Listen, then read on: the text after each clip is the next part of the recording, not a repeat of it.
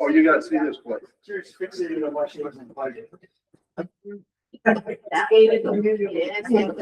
place started out years ago as a top-notch golf course. You should have seen this. We used to go down and play it. Yeah, you know. That old sport is like, it was not inexpensive to play, but we go play this year. Then it closed down up here. This group bought it.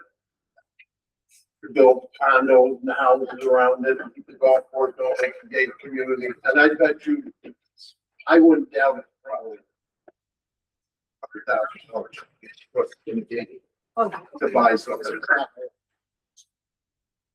Right now down there, they've got probably, I just wild guess, $20 million worth of construction going on, just to kind of support them. Yeah, they got a ski range. They, always. You got two more of them going down Monday.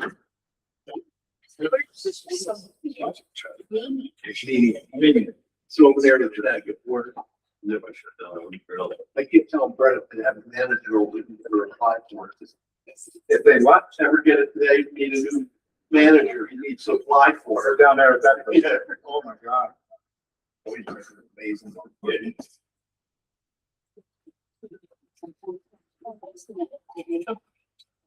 Saturday. Oh, not right. Oh, that's right. I gotta say, that was one of the best weddings. Boys, your boy. Oh, yeah. Oh, my God. Well, first of all, it happened there, right? Oh, yes, this is supposed. I said, happened right for wireless. Well, your wife was happy. Yeah, she would have got it. It would have been very happy. Oh, I meant before. Oh, the one at the house? Yeah. Yeah, that was nice. You know how many people we ended up having there? 80 people. At the house? I know, it was a little crowd, but I They think got a little crowd there, but we had 80 people in there. Oh my God. This would make the ride good for us right now. So I guess Dennis is not. Yeah. Said it was, but. Who's that? Yeah. All right, well, you know what, if he shows up. Go. So, it's some culprit.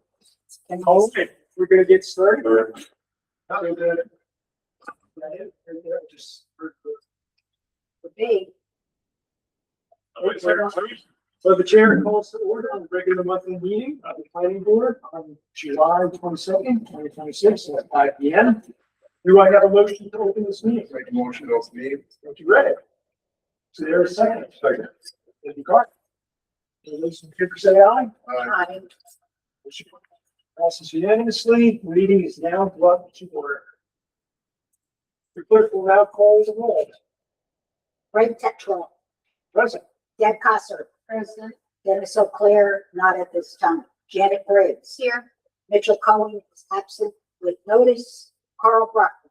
Here. Ray Palmer. Here. Robert Green is absent with notice. And the alternate two slot is still not fit. Let the record show we have 5 members present and the meeting has a quorum. So we'll stand for the pledge of allegiance. Pledge of allegiance to the flag of the United States of America and to the republic for which it stands, one nation, under God, indivisible, with liberty and justice for all. Chair makes a motion to open public comment. Do I have a second? Janet. Here you go.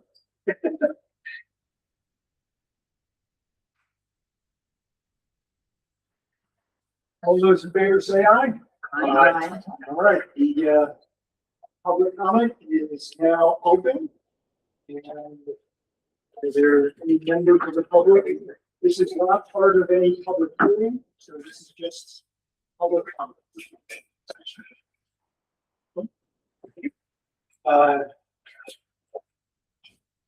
Anyone for public comment? All right. If there's no objection, the chair moves to close public comment. Having heard no objections, public comment is now closed. on to, moving our meeting minutes. Chair makes a motion to approve meeting minutes for May 27th, 2026. Is there a second? I second. Thank you, Ray. So draft minutes have been distributed, and as everyone remembers, perhaps members who weren't here last meeting, the public brought up about there was missing element from the minutes. They were amended, so we got an opportunity to review them. Any further discussion on that? All right, so we have a motion on the table to approve the meeting minutes for May 27, 2026. Say aye. Aye. Aye. Motion carries unanimously. And the chair makes a motion to approve meeting minutes for June 24, 2026. Is there a second? Second. Thank you, Ray. Draft minutes have been distributed electronically to all members. Any members who have not reviewed the minutes for June 24, 2026? Great. Any discussion? Motion on the table to approve the meeting minutes for June 24th. So all those in favor say aye. Aye. Motion carries unanimously. All right, so we're spreading the way through here. So we're going to use the time between now and 5:15 when the public hearing begins to discuss the status of the local law 2, which is the culmination of the zoning. Good news is that things are proceeding on track and on schedule. And we actually just got notice from us planning board that we will review some statements for that. The Ulster County Planning Board supports proposed updates and offers a few advisory and technical comments to help improve the proposal. For ADUs, it states that the board applauds the change from special permit to making ADUs as of right use and for prohibiting short-term rentals with them. They did make a comment, and it was really their one technical comment that they're recommending ADUs as of right for non-conforming lots as well. We had long discussions about this. There's good cases on both sides, but for the time being, we have deferred to the process where our applicant goes to the CDA for a non-conforming lot, get a variance for that, then they can go to the department and do their scope. Good feedback from the planning board on that. And the only other comment that they had to do with our battery energy storage So there's this part that we added in that has to be what happens if a superseding authority, aka New York State, decides that we're going to override the local town and put in a better energy system. So what the courts have been dealing with is that some municipalities that have regulations about it end up using those regulations. But for other municipalities that simply had an effective moratorium on it, when the state overrode the moratorium, there was no regulation. And it became a free-for-all. So what we did is we went ahead and added in a section of the code that begins something to the effect of, if a superseding authority comes along and decides to grant a vessel early, here are all the new regulations that can be followed. So, with Ulster County, liked the idea, but I think that the town will not succeed in imposing restrictions on New York State, the superseding authority. It's not a legal opinion, as a planner, but in the end, it's no worse than having no regulation. Maybe it'll work. So maybe it'll work, Hands up before. but But really, you have something to fight. exactly. And without it, we wouldn't have anything. So good work, everybody. I was just reading this through, so it looks like it's going to come up for a vote in August. Everybody needs here in the planning board ever again. Just the building inspector was trying this, ADUs, and all sort of things. Does anybody have anything, issues or any other issues, concerns, anything like that? So, anything else? Oh, yes, even vouchers. All right, so we don't need to actually vote on vouchers anymore. What's reading with other places that you made aware of them, or whether you chair sign. As long as the process is followed. So voucher number one is for basically the public hearing to close. That's $50.02. The other one is for 25 on the backs. That's what the kitchen hearing. The black amount was the $1,755, and for work that was. So we're going to, when we get to extra budgets, and we're talking about the size of the escrow. That's actually that's going to be going out. The next. Maybe we'll get it done for the time with them. Okay. It says 2 minutes to wait. So we recess for 4 weeks. You talk.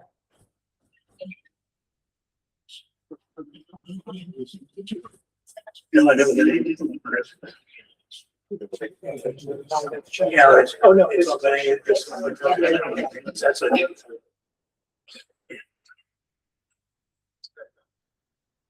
It's my idea. Unless you can post it. Yeah. Oh, go right ahead. Aggie, Aaron, Hurley. So I want to make sure you got my list. That's all. Okay. Do I need to do anything else about that? You know how it says we approve the meeting? Yeah. Or was it corrected to add 10 and things that you said? Yeah, no, that's why I asked you. So I'm sure.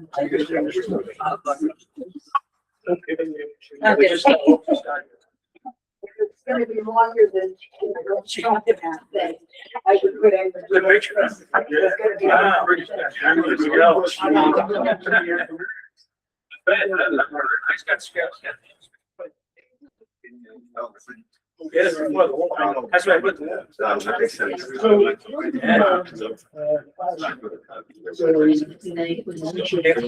the wall.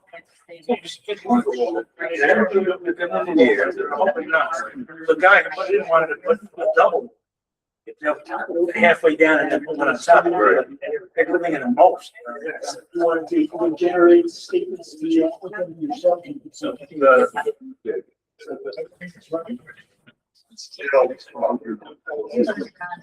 Oh, yeah. No. Like 2 days ago.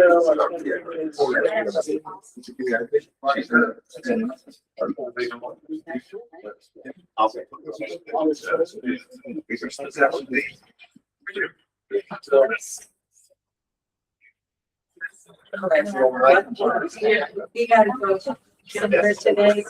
He was on that message that said, this Tim has.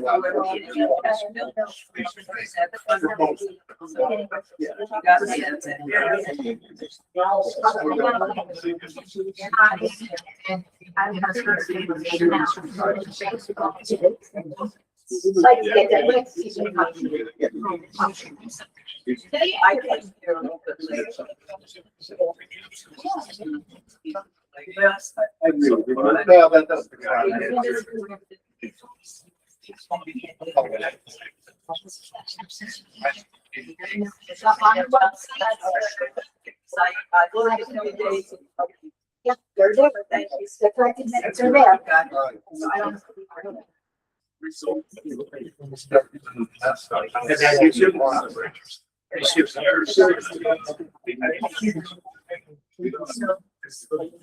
You could put everything.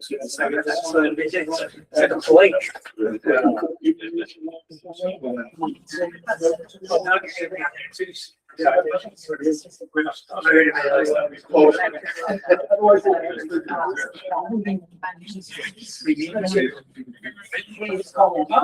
So, You know, I only heard about the first one, I guess, and if you didn't tell me about this one. Okay, well, last time I wasn't around anyway, but how did you know about this one? Not the first time. We get on the planning board, said, well, the first one I got in the mail. So you get on the planning board second. Yes, like a week, just not the week before they put it. That.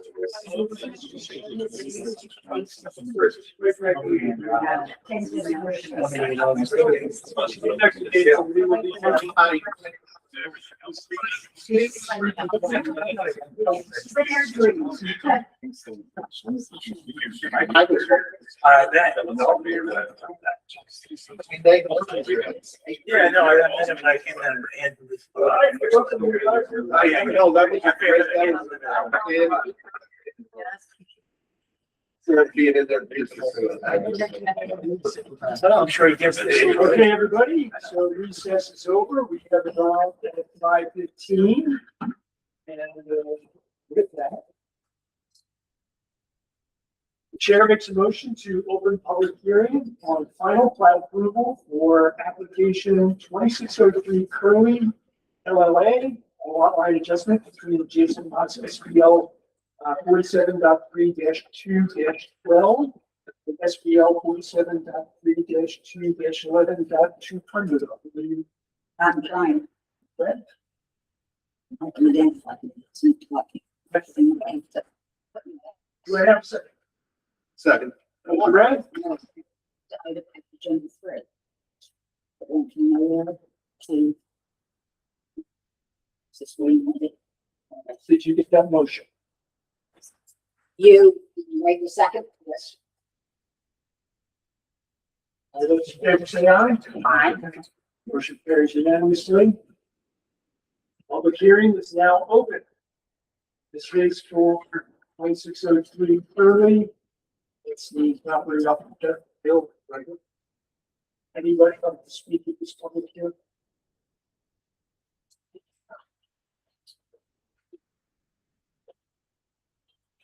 All right, so with that, the chair has acknowledged that no one from the public would like to speak. Chair will ask the clerk if any letters have been received. No. Regarding this application? No, not this one. All right, so no one has shown or spoken and no letters have been received. So the chair makes a motion to close the public hearing on final plat approval for application 2603 Hurley. Okay, second. All right, thank you. All those in favor say aye. Aye. Motion carries unanimously.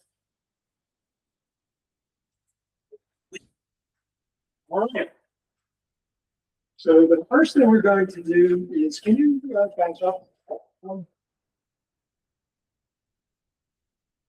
So we're going to just do a quick discussion with the final plat.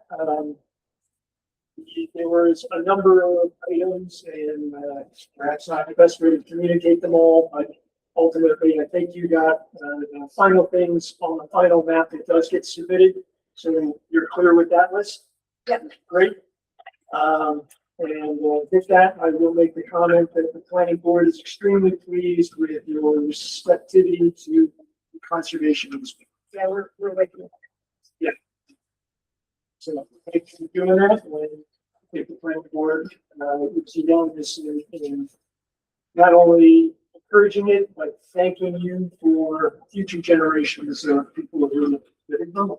So thank you. So with that, the chair makes a motion to adopt planning board resolution 2026 number 13 to approve final plat for project 2603 Hurley LOA, which is a water line adjustment. Do I have a second? Second. Thank you. Any discussion? So we've all had the opportunity to read through the resolution, which will be supplied to you by the clerk. Any discussion on that? All right. So with that, some more discussions. All those in favor say aye. Aye. The motion carries unanimously. Your lot line adjustment, treated as a minor subdivision, is now approved. Thank you. All right, thank you. And good luck. Thank you. And just when you get the decision certified from me, that's. Yeah, I have everything into my attorney now. I was just having him stand by until we got to tonight, so. Yeah, and just a quick note with the resolution, words, it doesn't put it's not binding, the approval to when you get the conservation easement deed, It's not, okay, right? So you Okay. have time to put that through. okay, that helps, obviously, you know, so, thank you, All right, thanks. yeah.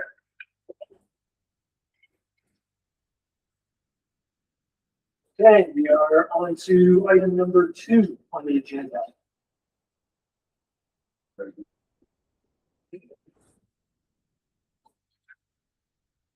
Okay, so, let's first, the applicant is here. Thank you for joining us. The first thing we're going to talk about is the, SWIP. So there were requests for an updated SWIP from the April SWIP that was submitted. There were gaps that were pointed out from the county engineer, Peak Engineering, and a new SWIP was submitted to the board in July. And upon review, because that happened rather late, just before the June meetings, when we had an opportunity to further review it, same items that were missing out of the April, we're still missing kind of this.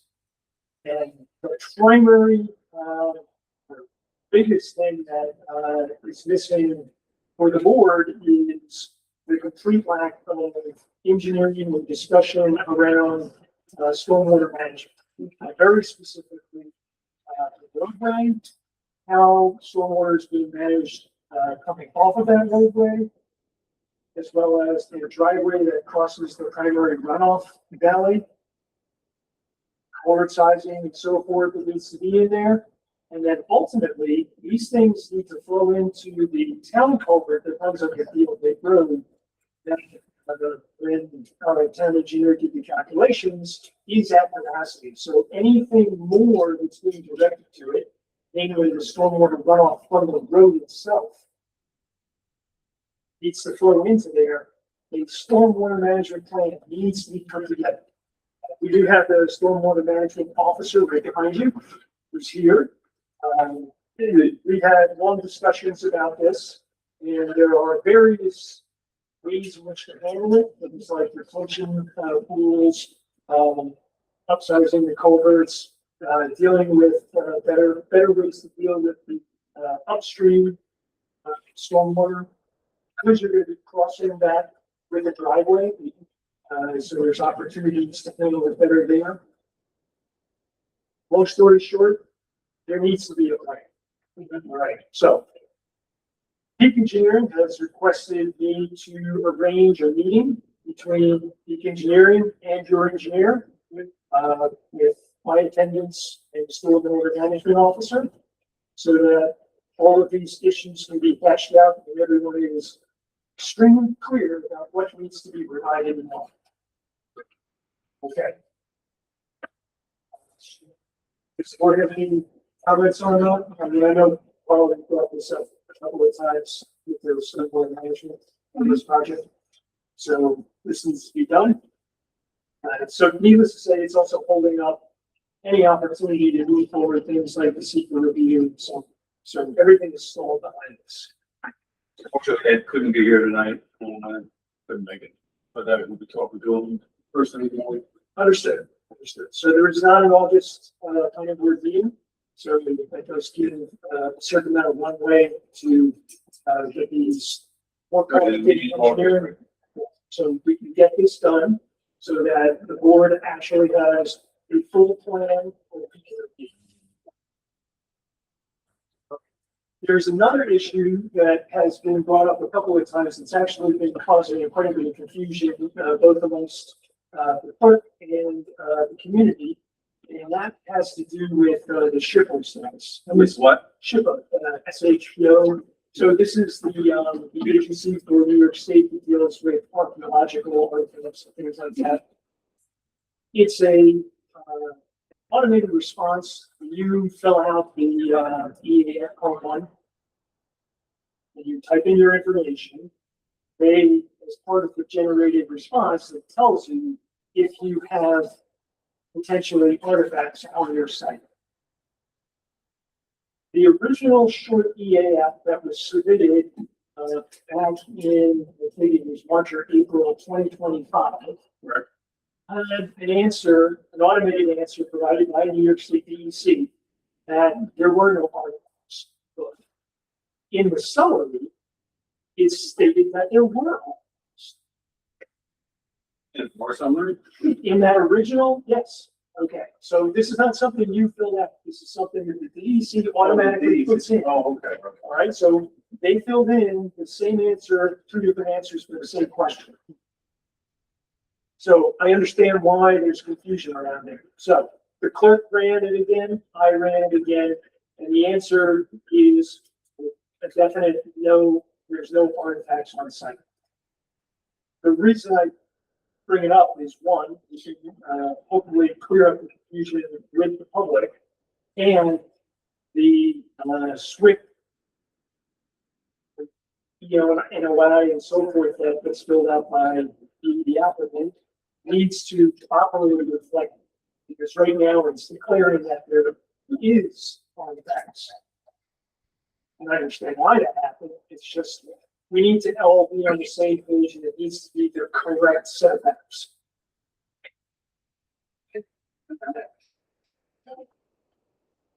Okay, so we're clear on the fact that, and I encourage you, if there's any confusion at all amongst you or your team, just rerun it, the short EAF or the long EAF, or the same answer.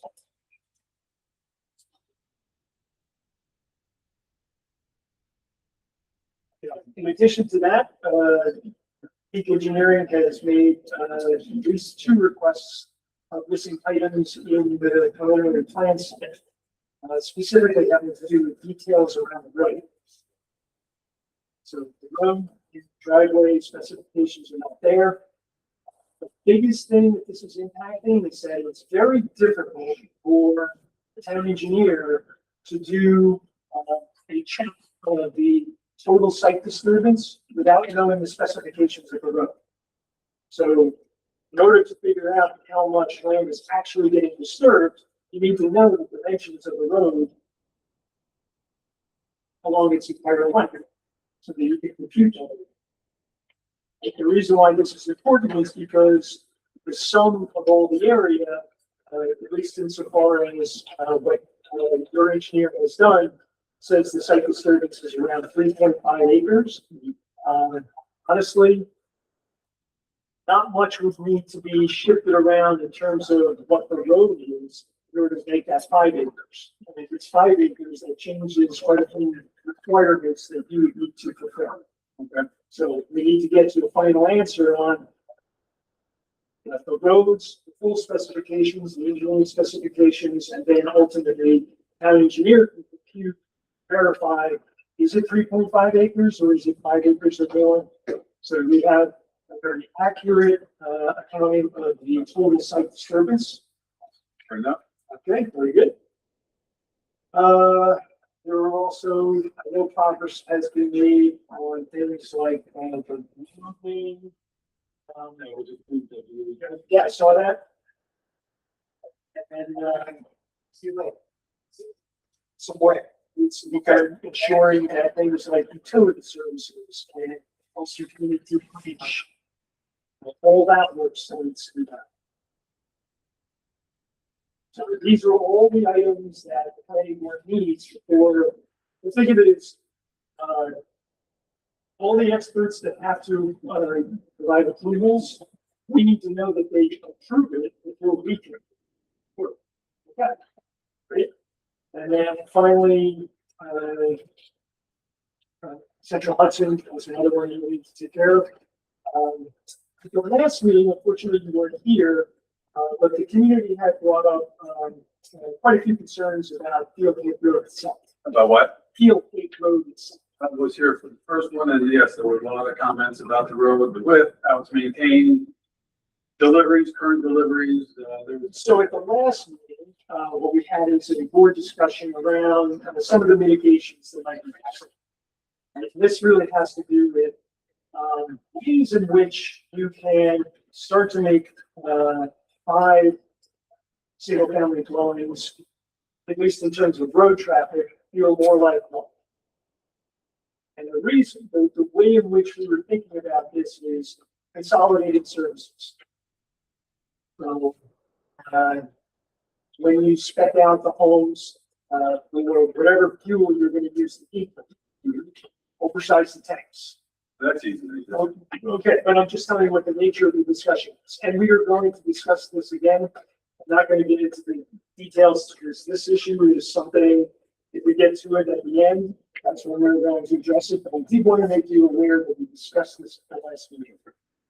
All right? I'm one of the residents, so I would be definitely doing that. All right, so anyway, we had quite a few issues there. The other thing that we tried to tackle was the community was really wanted an investigation of an alternate egress into the development. That's that small section in the southeastern part of the parcel that is adjacent to the field. Wait a second, I'm not following that All because right, so move to the map, Maggie. we changed it originally. No. This is something the community brought up that we wanted to address. This is not something that's part of the plan. I just wanted to bring up that they were making the point that this little area right here Right? is adjacent to Field Lake Road. That's the okay, yeah. And would it be possible to bring the entrance to the development in through here? We walked it. I don't have it. So If we could, we were struggling with meeting all the grades there. you don't need to say anything more, okay? So we actually had a discussion amongst ourselves about that. And the fact is that what you would amount to either. We did look at it in and out when we first purchased the property. I thought about that for myself to have my own entrance back there, and it was just, you wouldn't be able to. Right, so if you had looked at it, if your engineer had done any work on that, if you could send that our way. It was, I was doing it visually, walking down there. We didn't pursue it any further because it was so steep to climb that hill. Very good. All right, so essentially we concluded that even if the engineering was possible, it would never satisfy town code, which has a 12% grade restriction. Plus, we didn't want to, really steep houses down there too. We didn't want to. That I area. guess I don't want to rehash this conversation. I just wanted to make you aware that it happened. Fair enough. Very good. Okay. And the last item is escrow funding. What? Escrow. So the money you provide to the planning board for the work that you need done. If you heard that there's a $1,755 payment that's going to be made to me. So that brings your balance with that payment to $903.75. What the planning board is requesting from you is a refunded or not refund, additional replenishment of $4,000 to the account. No resistance. That'll be done tomorrow. All right. That's all I have. Do you have any questions? No, you guys have been great. Thank you. All right. And everybody got- All right, so that's all I have. And thank you for your comment. Thank you, everyone. Again, they're not meeting in August, so we will. John, if you're coming The by, clerk will be reaching out to arrange that meeting. and if you're coming by tomorrow, I'm only here 1 to 3. Okay. Otherwise, come from the afternoon.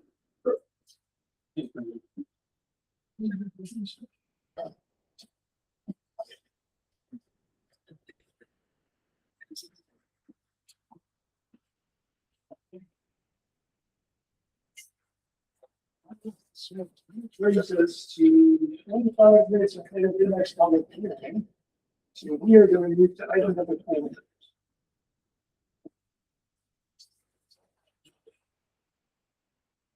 This will be opened up to the public, We are not having this in the second public hearing. so we're here for the nobody's. Chris, Here for nobody's. do you get through to your? That's it. Yes. Will we have input again? We are accepting written comments. So that will be added to the record. There was a letter sent from, We got it. Margaret. Yeah, that-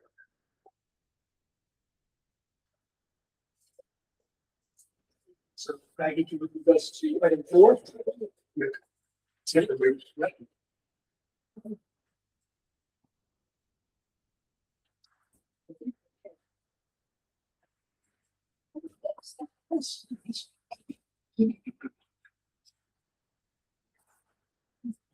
Okay, so Maggie, if you could go into the linked folder, just by way of background, one, the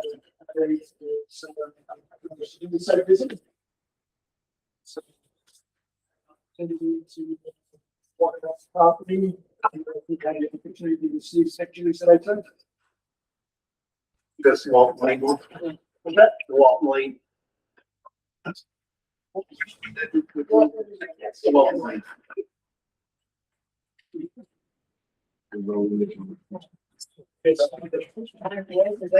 Or it's the top of time. So, with that, last time we met, we went some comments, and suggestions, and the applicant really took it to heart and developed the view shed impact analysis. Where I'd like to, well, actually, let's level set. I'm going to let you drive, but maybe site plan, view shed, landscape plan. Maybe that's the order we can go in.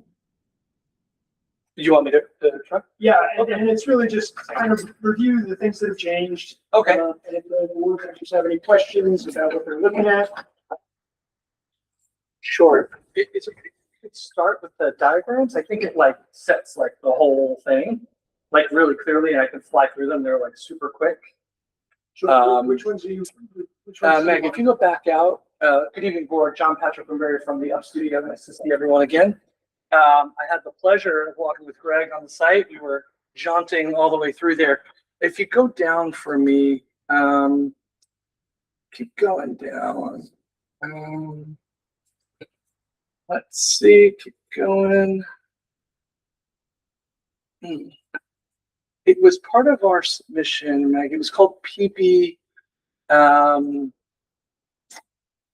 If we can't find them, I can just do the, let's see, we have the site plan, the view shed. It might have got like renamed and called something. Okay, great. So let's try the view shed then. So that it made sense for the board. No, I appreciate it. That's great. Okay, yeah, so this is our base set of drawings. But on page, let's see. On page, if you want us to scroll up, it's the second page in this. Actually, this looks like the older set. Maggie, Right, sorry. that's what I thought. I think I was in this one. Yeah, I think it's this one. Okay, great. Yeah, so if you just scroll on, page 2, this is just a kind of a big kind of overview of where we are on the project. So again, we came to the board last month, presented kind of a ground up residence And I think there was some conversation of just its view shed impact to the surrounding areas, which we always want to be extremely sensitive to. Just to orient ourselves, we are located in that post shade area right here. And we took some drone footage and analysis to kind of really kind of set an overview. Maggie, if you don't mind, just slightly up would be great. You can see the section here. Yep. So this is our proposed residence. 228, we're essentially 5,500 feet away. It's a significant distance from there, but also we need to be very sensitive from a view shed perspective. That next page would be great.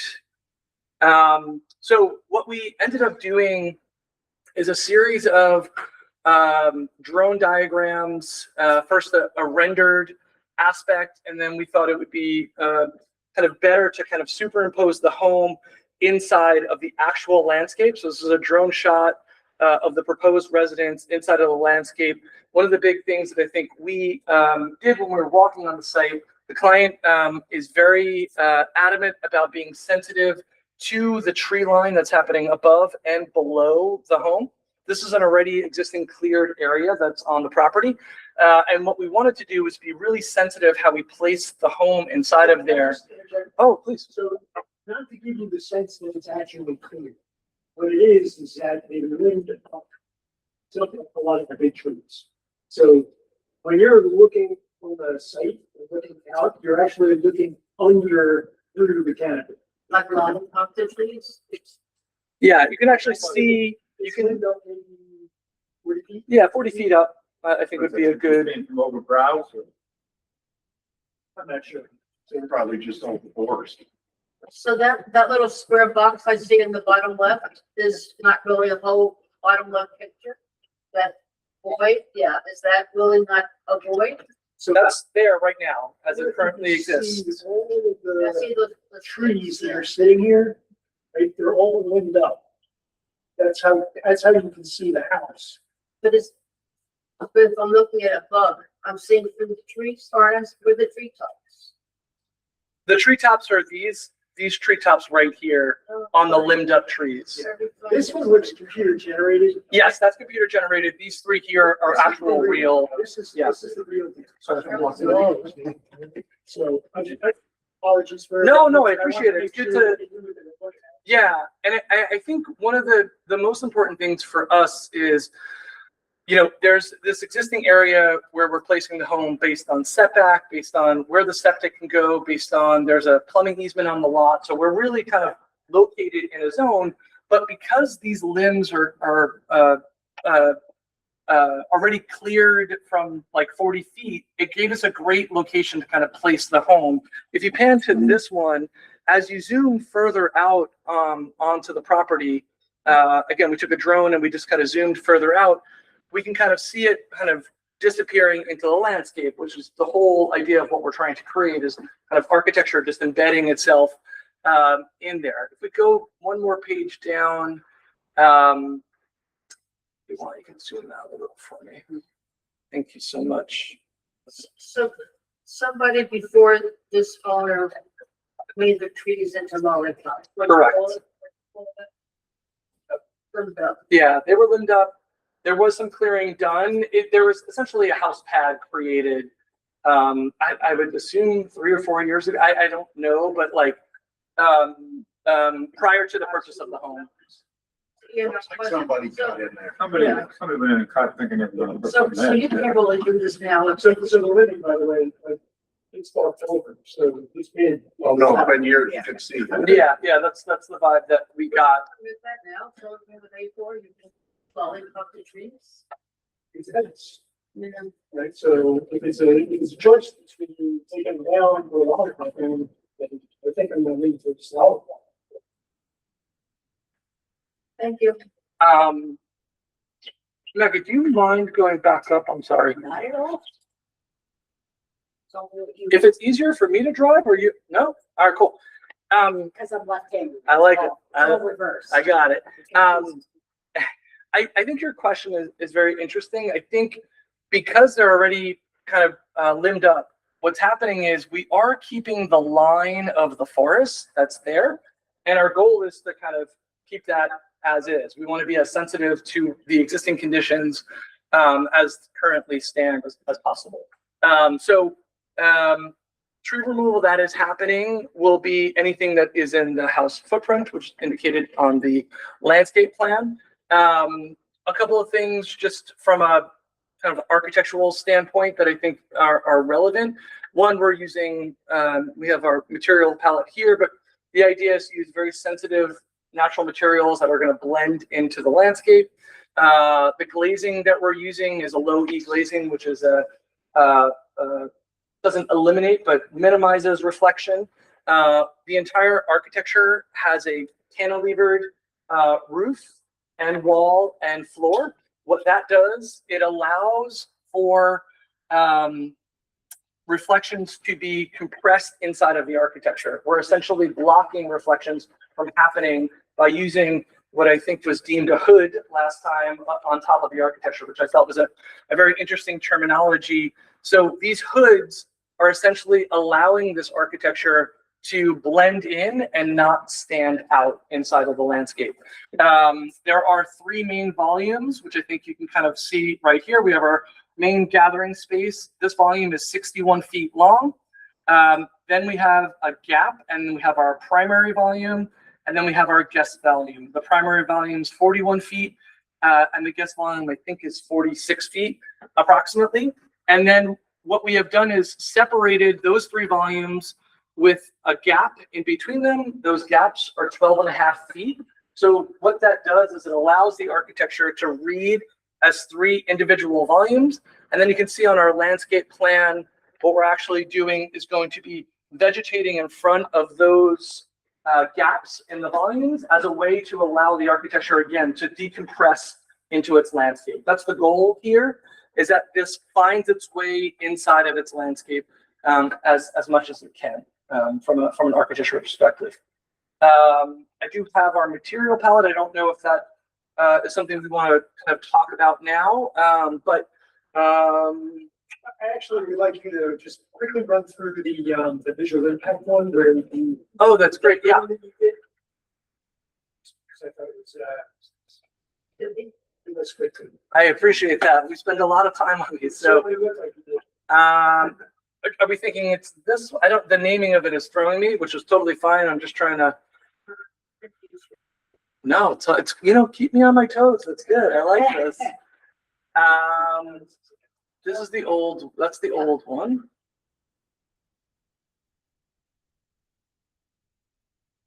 I mean, I do have it on my computer. I can just pop it up as fast. Scroll to the top. It's one of the newest ones. It's right there. You should impact. I think that is coming up as, oh, let's try that one. Yeah. I think that's coming up as the actual plan itself. This is it. Oh, this is my favorite. Thank you. Okay, so if you go to, let's try to do this so everyone doesn't have to be distracted. If you go, there's a file somewhere, file view, and it can go full screen, and you can really get, I'm being very picky. If not, we can just do it this way. I think it's over here. Architect's prerogative.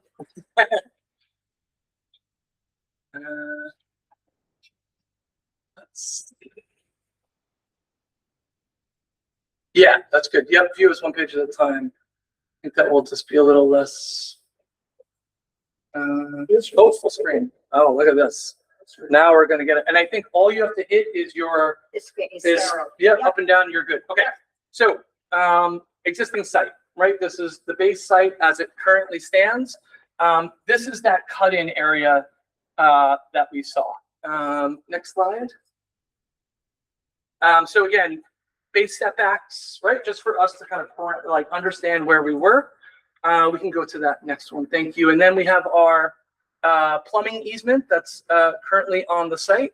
Next one. And then we have. Where's the utility, like electric utility coming in? Is that coming in off the road? I think it's, yeah, off the road. We drew, there was that that easement that comes in, it's going to be coming off of there. That's our assumption.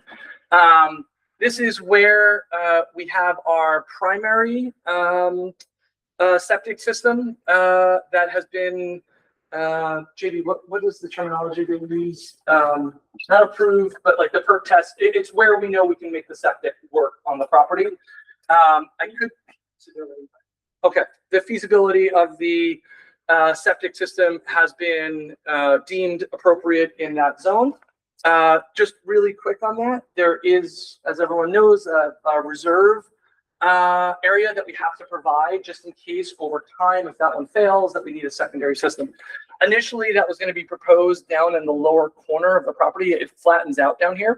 When Greg and I were walking the site, there was a concern about the impact that would have. So the engineers have looked, and there actually is a spot in here that they think they can tuck in the secondary system, which will have very minimal impact to kind of currently how everything stands. Yeah, please.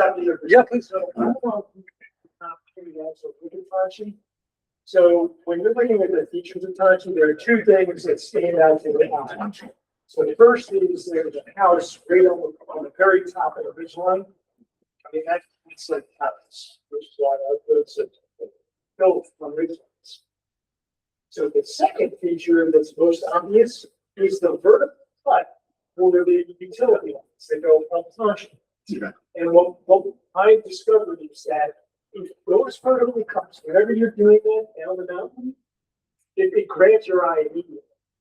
And that's the kind of thing that we really want to try to do. So much like we did with the Walrus application, where they too had an opportunity to put a septic down at the bottom, and they cleared this on the plant had this giant swap coming down, and we really tightened it up. So Yeah, and that was a same comment, and thank you for coming up with an engineering solution. yeah, no problem. Okay, so next slide, we'll kind of reset. There's an existing kind of easement. This is actually where Greg and I park. We're kind of like right in this zone right here. Next slide. So the way that we tackled it again is 3 volumes. First is our main gathering volume, which sits in that cleared zone right there. And again, that's 62 feet wide. Next slide. And then we have our primary zone, which is 46 feet. Separated with a 12'6" gap. And next slide. And then we have our kind of our guest suite, which again is separated by a 12'6" slide. Majority of this home is placed on the first floor. I think it was 88% of the home is on the first floor. This is a forever home for the family. They've been in the area, and they want to kind of grow old in this space, and we're really excited about that. We get the opportunity to design homes like that a lot, and it's a really special thing for us to be able to do. So all of that zone, next slide, please, is then connected by a circulation piece.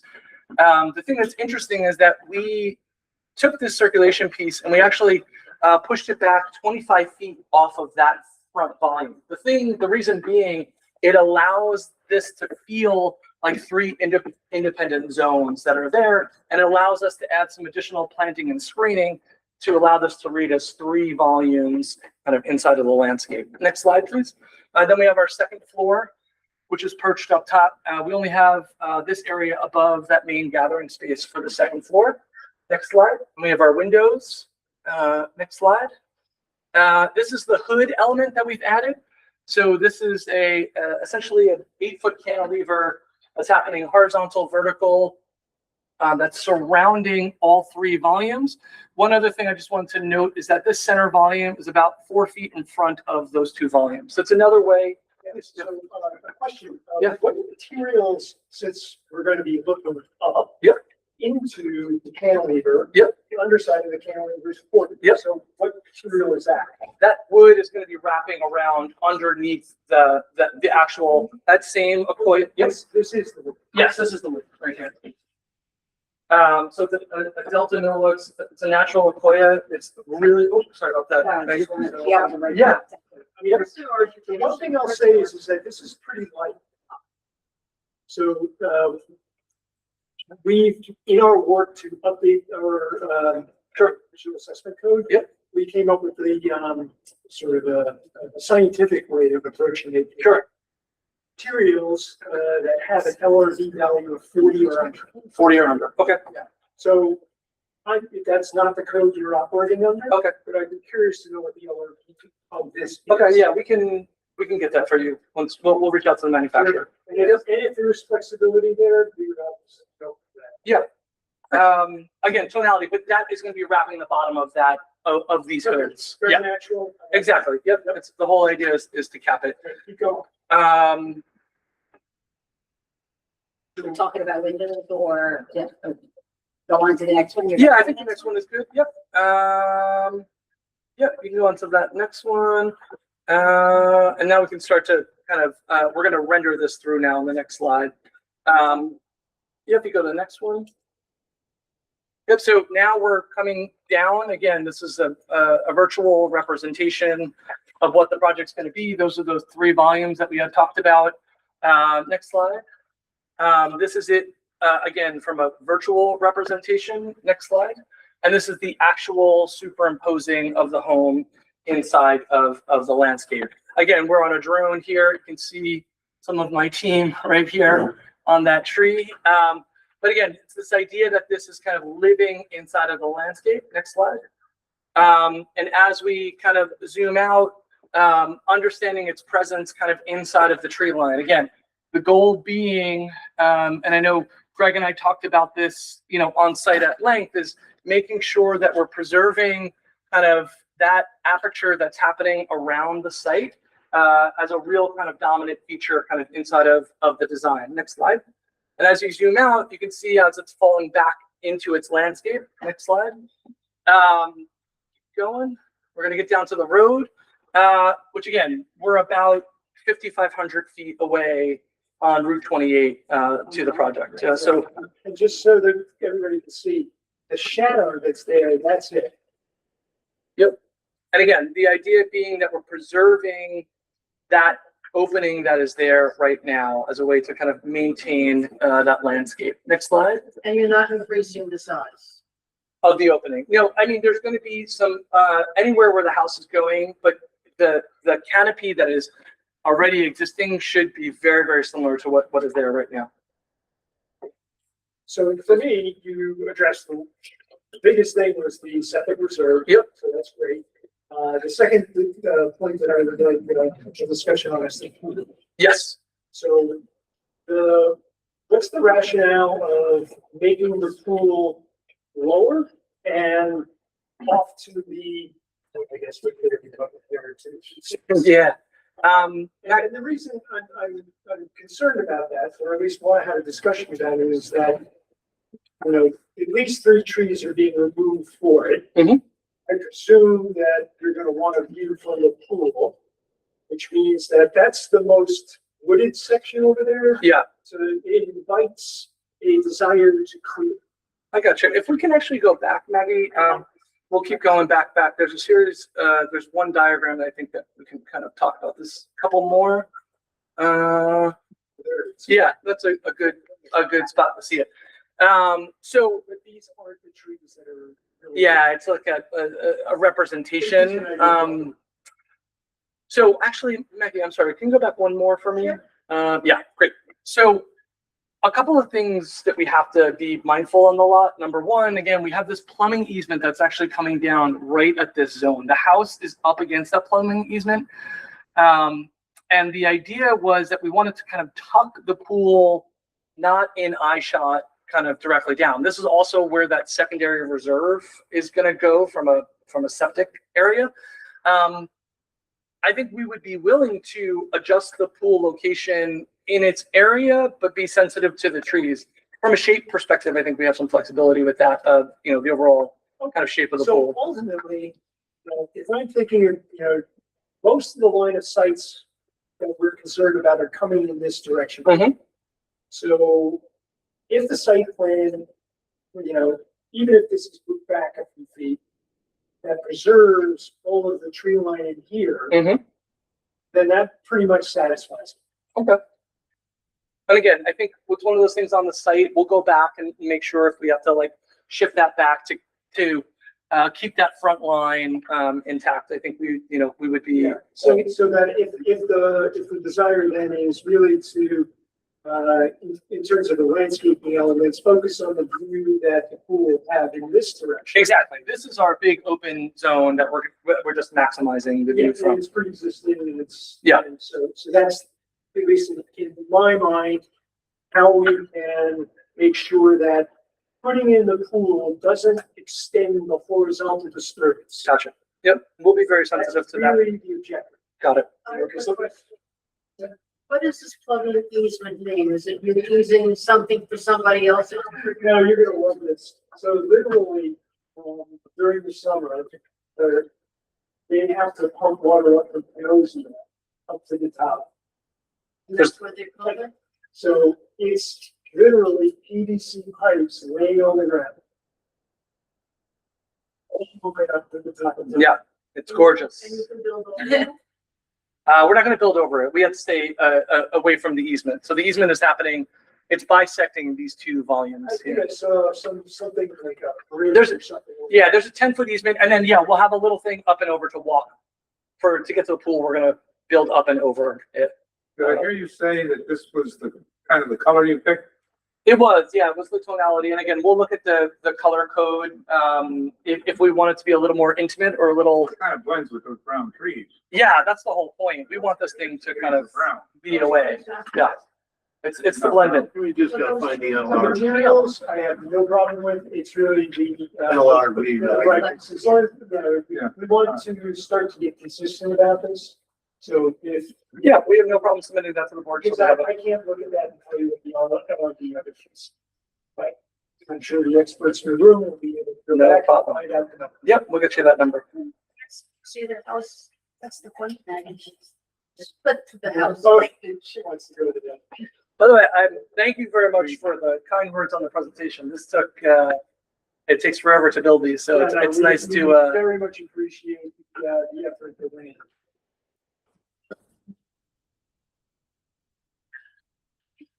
So what was you gonna say? The house, the fun part. floor plan? Hold down. Yeah. Again, so these are the three volumes that we're looking at here. So here we have that main volume. This is the 62-foot volume. Living, dining, kitchen, all here, glazed to the view side. We're entering on the back with a kind of built-in garage, and then we have kind of our back of house. And from there, we have a main spine that's connecting our two zones. So this is our primary zone here, primary bath, bedroom, and office. And then we have 3 kids' bedrooms tucked in here, or 2 bedrooms and a TV room that's going to be a flex for one of the kids that come when they come visit. These are those 2 elements that we shifted back in order to help us kind of break up that volume. And then on the second floor, that next slide, sorry. Sorry. No worries. And then that second volume, the only thing up here is a stair that gets us up to a gym and a little hangout space with a roof deck access. Scroll down. Yeah. You can go.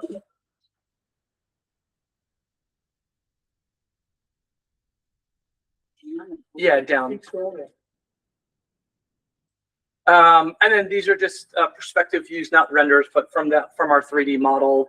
This is the garage side where we're entering in. We're using a layering system inside of the wood as a way to kind of create depth and shadow on the what we call like the mountain side on that zone here. This is the elevation, just showing these are the hoods, those cantilevered elements here. This is the wood that's going to be wrapping up and around. And then if you go down, that's again the elevation of the mountainside, and just a little down is the elevation of the view shed side. So again, this is our guest wing, and then if you scroll over, you get our gathering zone and the primary zone.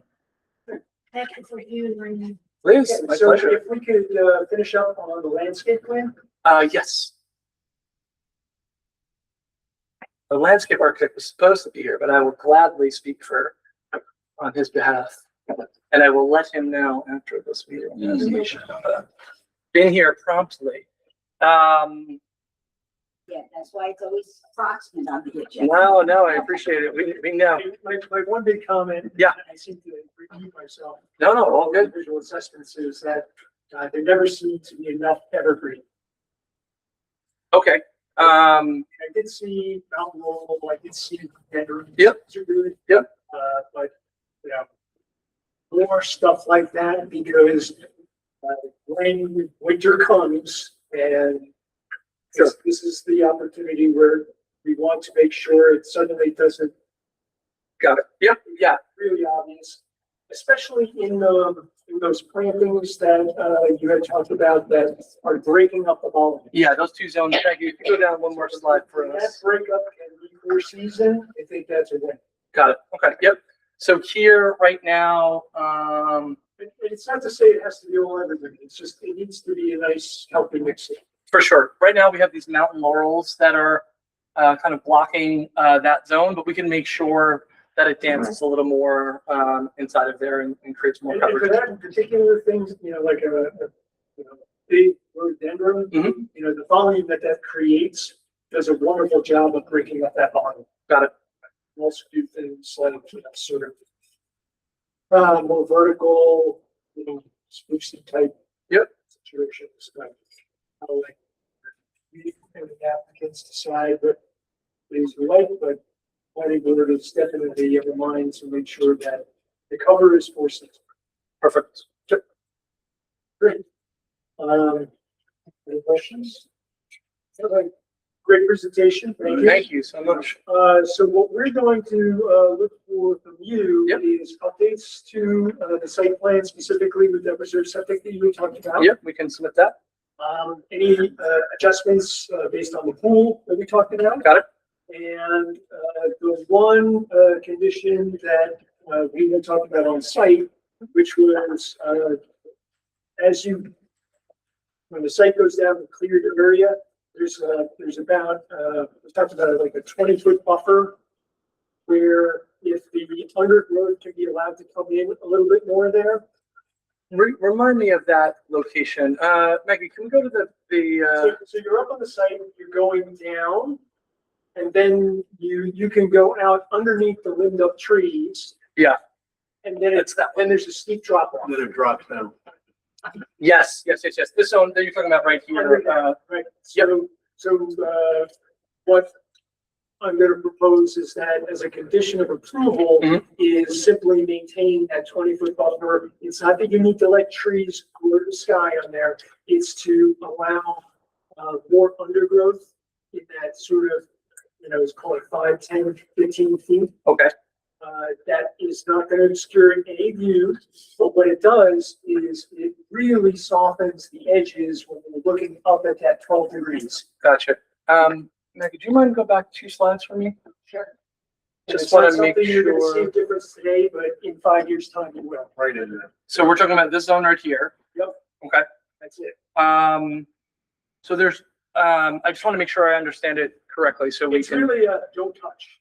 oh, a no touch zone right here. Yeah, and not a planting you need to do. It's a Leave it natural. leave it natural. Perfect. Yeah, we love natural. Yeah. Let it grow. Let it grow. We're into it. Yeah. Okay, Yeah. and again, it's not that we're saying you have to let the forest take over the view. Right. It's that we need to let it come up a bit, to soften that edge. I got you. Especially since you're coming from 28, it's 12 degrees Mhm. up. Yep. And that will buy you. Just a little dance here will give us a little more screen. Like almost all of the first floor disappears. Yeah. Yep. And you lose no view. Okay. Perfect. Okay? I think if you change the color a little bit, that would soften the view also. Oh, The color. yeah, so they're gonna look into. Yeah. Okay. So there are, I encourage everybody to look into the. So it's under review. It's Yeah. Okay, Yeah. you want to cross, directly across from this, 28A. And, I forget the dimensions, I think it was like, 125 feet long, something like that. Full up, this is about 30. Yeah, okay. And, he designed it with all bluestone type color. And a lot of stone, silent blue gray. And, it blended in pretty well. I think the natural materials that they're thinking of are is in the right direction. Yeah. Yellow is going to make a difference in terms of making sure that you're get that four-season plant. Good point. Thank you, Glenn. So with that, what we hope to be is at the next meeting in September. Six conditions, and that would be our first time to consider. Great, we appreciate that. Any other questions from the board we can address? And if not, we'll send over that information so you have it, throughout August to kind of mull over. Thank you very much. Awesome, I appreciate it. Is that stone, does that have a? I can send you images of everything so you don't have to write it down. That'd be great. Yeah, that's that, yeah, is that what I Yep, we can exactly what? put it all together for you. Yep, perfect. Awesome. Thank you. We appreciate it. All right. Thanks again. All right, so now we're scrolling back to item number 3, agenda item 3.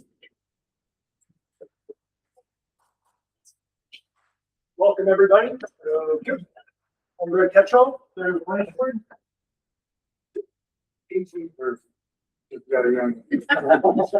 Hi there. Okay, so we conducting a public hearing on 2608 Pacheco project on Jeffries. And it started with the chair makes a motion to open public hearing on final plat approval for application 2608 Pacheco, minor subdivision of lot SPL 55.8-5-28.1. Do I have a second? Second. Thank you, Greg. Any discussion? No? All those in favor say aye. Aye. Opposed unanimously. The public hearing is now open. Wait for the chair to recognize you. So if you'd like to speak and I ask you for the next speaker, just raise your hand. At which time, you have the opportunity to go to the microphone. I'll need you to state your name and speak clearly.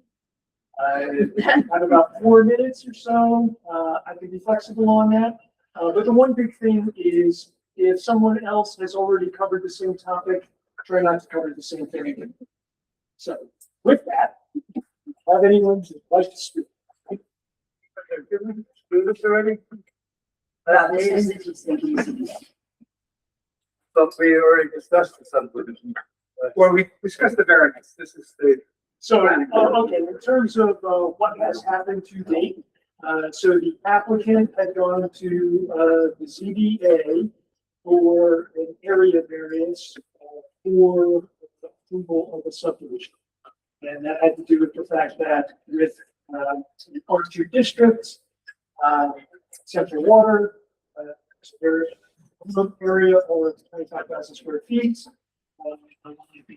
3,000 range. So it was short, it's like many of the lots in that area. So went to the CBA to seek relief there, the CBA granted. In the town code, there's a for subdivision, there is a provision for the DDA doing just that. And when that happens, it counts as the planning board's process of sketch plan approval. So what that means is when this application arrives at the planning board, we are now at the stage of final plat approval. That's how we got it. Okay. All right. And with that, is there anyone who'd like to speak? Well, I have a couple of questions in terms of. Yep, please. Where we are in the process. Please state your name, where you live. Ken Scarborough. I live at 129 Jeffrey Lane. My wife across the street from the proposed. I just have a few questions because lot clearing happened this weekend and a lot of trees were taken down on that lot, and we weren't sure that that had been approved. If it had gone by the board, So, you know, we thought the approval was still pending. So I'm surprised at site operation. I just wanted to know if it got through to discuss with the board as part of that application. And it's up to them. Also, I noticed on the sheet that the SEQRA is was listed, so I is has it been decided or not? Oh, Caesar, sorry. Thank you. I spelled it. Is that going to affect any?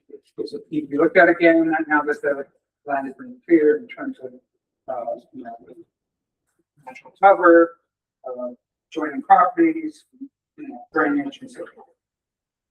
And I think that's most of it. It's I haven't seen any building plans or anything. So I'm surprised to see that comes out and the trees that knocked down and not cleared. Just because of what we discussed last time with you and the discussion of kind of preserving the herd of very so I just wanted to find out where we were. Okay, so I have jotted your questions down. So public hearings are not interactive, they're just simply an opportunity for the public to speak. I encourage you to stay for discussion where some of these topics will be discussed. Okay, before we answer your questions. Yes, please, stand up to the mic, state your name. I'm Brittany De Silva. I'm at 150 Jeffrey Lane, so I'm kind of circled around the properties that they're splitting. So my only thing I'm asking is that they at least start with a certified survey before starting, because I don't know if we're going by their own measurements, that if something's certified first before we can split. And before this, I hadn't even looked into getting our survey because I didn't realize there could be an issue. So my other thing is before we split the parcel, if I could have time to get my survey done, because looking, it looks like it might actually, there could be a possible encroachment now. So I'd like to kind of get that taken care of and make sure it was clear before anything else moved forward. And my other is just for already with everything's going on, it's cleared. So I'm just worried about the drainage and the water safety. The hill's already an issue. I have 3 little kids that it's already dangerous to play outside because cars fly by and those things. And like the other day, a ball went rolling down the hill. Normally it'll stop. So that just made me think of the water, that it just kept rolling because there's nothing out there anymore to stop it. And Can you elaborate a little bit more on the stormwater issue? So big storm happens. Share with the board what so happened. like I don't have a picture. The lot previously, the lot previously was just all greenery, trees, like fall.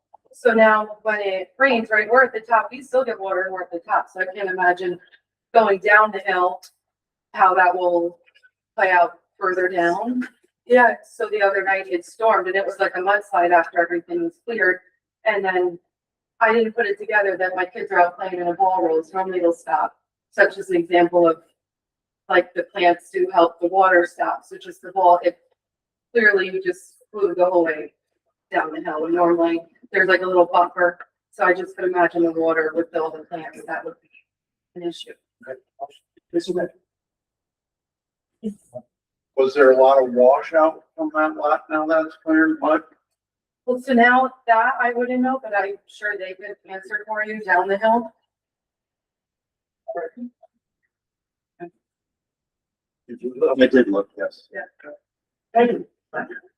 And I think that's pretty much all. Thank you. What else? Yes, please.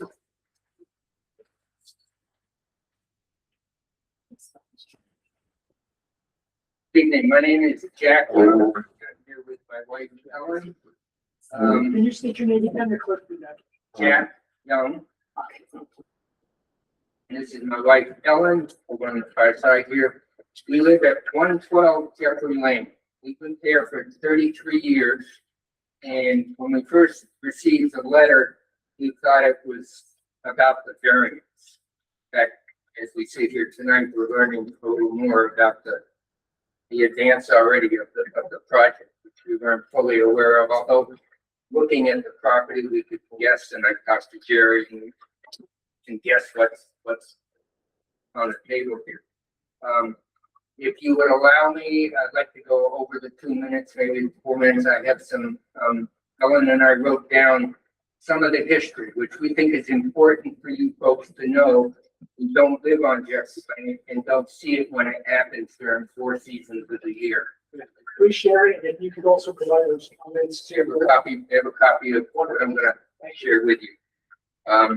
As property owners of 112 Jeffrey Lane since September 1993, we attest to the long history of stormwater drainage issues on Jeffrey Lane and some of the resultant damage to residential properties when adequate damage prevention measures are not addressed by both the town, the highway department, and neighboring property owners. As one assesses the impact of running water, which is flows down on the properties below it, keep in mind that Jeffrey Lane is well known among bike riders and distance runners for its steep grade, and you'll see them frequently going up and down it for their aerobic training. This is no joke. This is they don't go to the left, they don't go to the right, they go on Jeffrey Lane up and down. It is steep, and as a resident of 112, I invite all of you to come and walk it so you can see some of the other things that I'm going to share with you. Even before we moved to Jeffrey Lane, the town of Hurley had been sued by and lost a suit to Dr. and Mrs. Arthur Carr for stormwater damage that was running onto the backside of their property at 106 Jeffrey Lane, which is now the group home down at the corner of Hurley Avenue. They also sued the residents, the people who lived in our house before we moved in, obviously, but that suit seems to have gotten lost in the shuffle somewhere. On or about sometime in 1995, a huge tropical storm sent streams of water from the town's storm drain catch basin at the lower corner of 134 Jeffrey Lane onto 124 Jeffrey Lane, so it's coming down now, onto our property and into our basement. The highway superintendent at the time, Linda Cook, had a backhoe the next day or two, which cut a relief ditch from 134 Jeffrey Lane corner through the woods diagonally across the property of 124 and on through our property at 112 and down along the town's easement that passes between 108 Jeffrey Lane and our property. She then had the town engineer, Bernier and Larios, design a velocity ditch along the south side of Jeffrey Lane from the aforementioned lower corner of 134 Jeffrey Lane down to the driveway of the cars, all the way down to the bottom. Presently to the house owned by the ARC Group. We were told at the time that this velocity ditch, we protested and the neighbors protested also. This velocity ditch would handle the storm of the century, as every storm following would flow through it simply and wash away all the debris accumulated from winter storm sandings, leaves, stones, sticks, debris, other such stuff. Nothing would grow in there, and it would continue to be functional. That would never be a problem again with storm drainage. Well, that may be true if the velocity ditches were taken care of and cleaned and maintained on a regular basis. And if the properties and related tree and heavily vegetated areas remained undisturbed up above us and us or below us. That didn't answer me.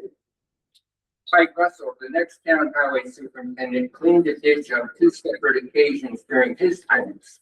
He cleaned it by removing all the rocks, taking out the screen below the rocks, and replacing everything with new clean rocks and new drainage data. He also cleaned the culverts beneath the driveway so they wouldn't collect and get plugged with dirt and other debris. You may notice if you walk it that this portion of the velocity ditch from 124 Jeffrey Lane now is full of weeds and plant growth that inhibit optional functionality. lawn mowing people just go right over it. They weed whack over it. Doesn't stop anything. Velocity ditch hasn't been cleaned since Mr. Russell last did so, except that Ellen and myself do clean it in our front of our property to maintain some curb appeal, and also to prevent the water, which rushes like crazy and starts to degrade our front lawn that borders it. Depending on the size of the storm, the water flowing from the top of Jeffrey Lane,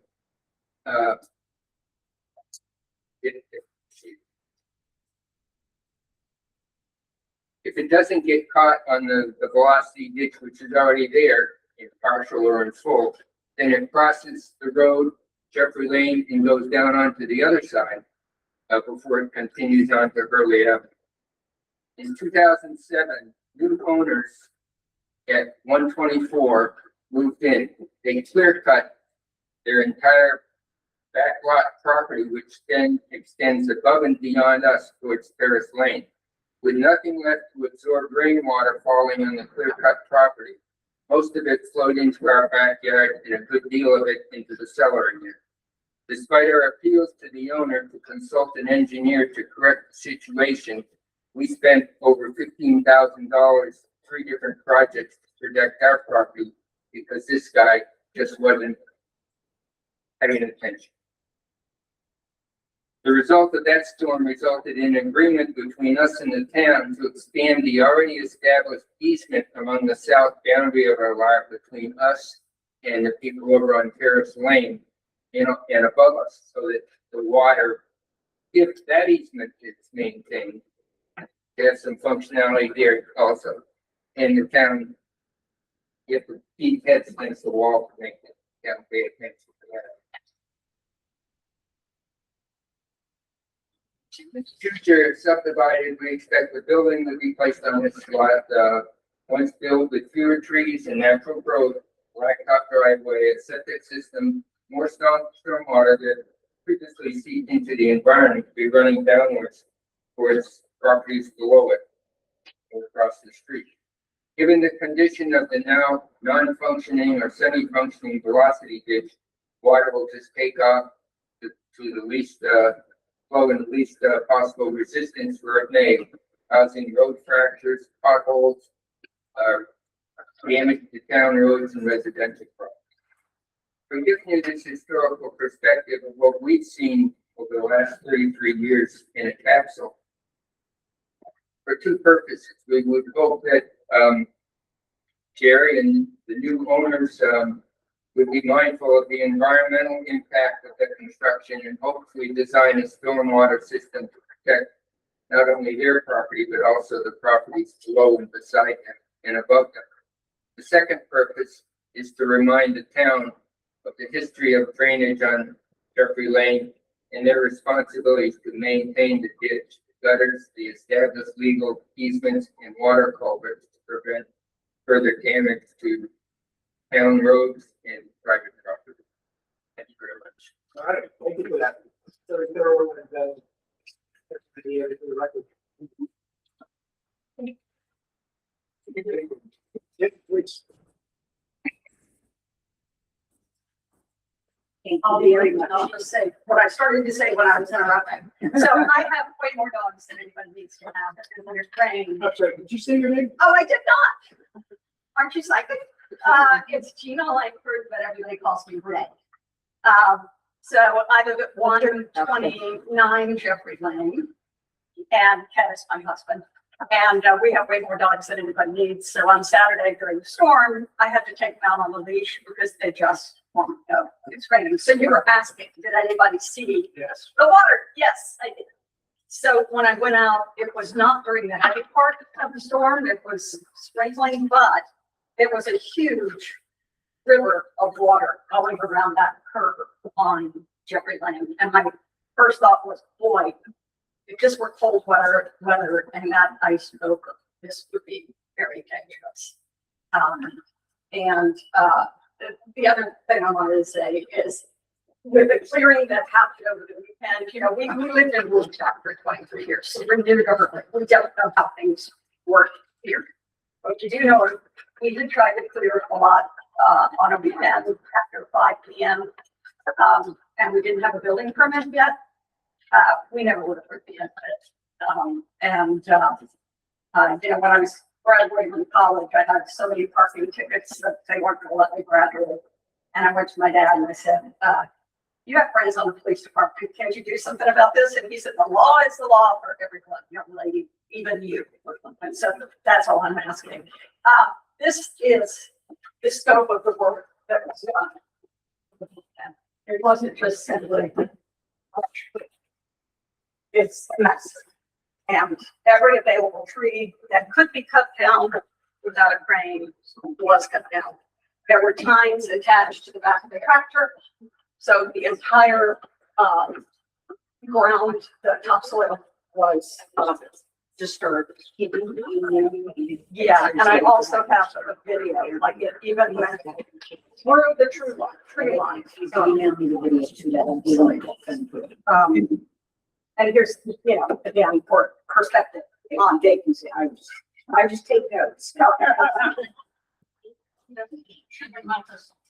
So, you know, we just want to make sure that whatever is done up there is done with a permit. We understand that time doesn't stand still. People have a lot, they want to build on it. They want to make money, but, you know, let's try to not deliberately troll the neighbors. Thank you. Anybody else? Just a question. Should I speak if there's any questions or any discussion, or should I? So you being the applicant will be available to the board if you have questions. So I don't respond to any of them. It's not your place to respond to any of them. Thank you. This is the opportunity for others to share their concerns and any other observations. So the board has received that. Thank you very much. Thank you. Would you like to speak? Please. Go back there. This is good. Phil Parker, 134 Hurley Lane. And I'm here for the noise complaints of all those.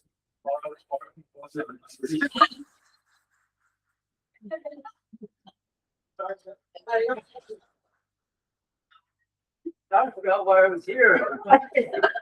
Noise. Yeah.